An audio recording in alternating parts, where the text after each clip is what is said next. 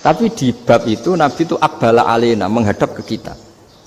Lalu pertanyaannya, kenapa menghadap ke kita? Ada mengatakan karena Nabi memang punya tradisi kadang ngendikan. Ya tentu dulu istilahnya tidak kultum, nggak ada istilah itu dulu. 7 menit itu nggak ada. Tapi ada ulama yang analisis begini, termasuk kitab Fathul Bari.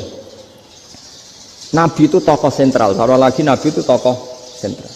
Ini kata kitab Fathul Bari, bukan kata saya.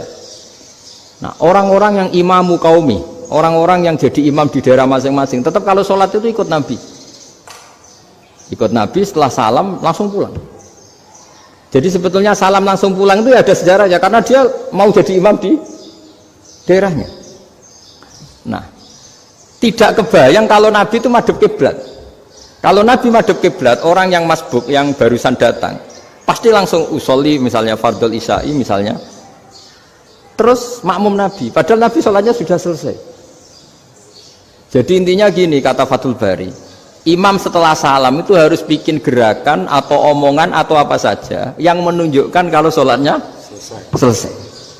Di antara gerakan itu adalah beliau harus menghadap ke hadirin atau menghadap ke utara atau apa saja yang penting menunjukkan kalau sholat ini sudah selesai. Itu fikih. Jadi fikih itu cara menganalisis itu memang unik, karena kalau Nabi tetap seperti itu, posisi pancet seperti itu, maka orang yang baru datang mengira Nabi masih sholat. Nah, pertanyaannya kalau mereka sudah takbir malah sholatnya tidak sah. Kenapa tidak sah?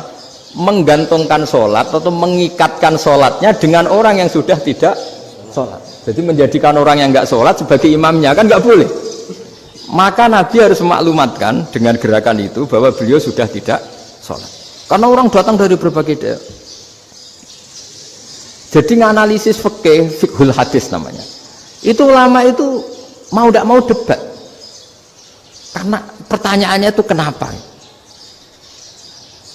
Ya memang mau apa? Karena yang namanya sosial itu yahtamilu muhtamilatin, ada sekian kemungkinan. Makanya dalam madhab istimbat itu, ketika Nabi sodakoh pakai tamer, pakai kurma, itu lama mesti ngitungnya tuh kut itu makanan pokok. Sehingga Imam Syafi'i mengatakan kalau di Indonesia pakai beras misalnya, karena kutil balat di Indonesia itu beras. Oke, Imam Syafi'i mainstream. Tapi ketika era Yusuf Qaradawi di Al-Azhar di Mesir sana, ulama-ulama mulai usil. Sama sih ingat Mbah Mun sering gejlokan, lah iya petani gabah, petani padi wis melarat wajib zakat. Petani cengkeh, kakao, suga-suga wajib zakat hanya karena yang ditanam tidak makanan pokok. Jadi mulai ada ulama mulai gerah lah, kalau bahasa politiknya mulai gerah. Yang petani miskin gara-gara yang ditanam padi wajib zakat.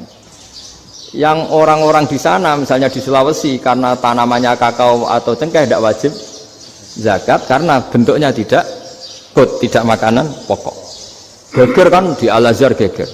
Akhirnya hampir semua ulama berpendapat ya sudah sekarang ketika Nabi menzakati makanan pokok itu jangan dihitung sebagai makanan pokok. Wa mimma akhrajna lakum minal ard.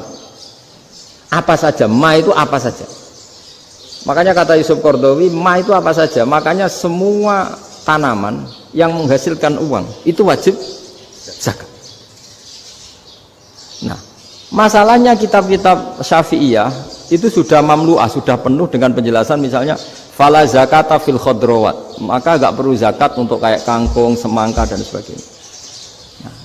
Lalu kiai-kiai angkatan modern kayak Mbah Mun itu sering dapat masukan. Saya pernah dengar sendiri, Yai, saya ini punya sawah 1 hektar, tak tanamin padi itu nggak pernah kaya saya.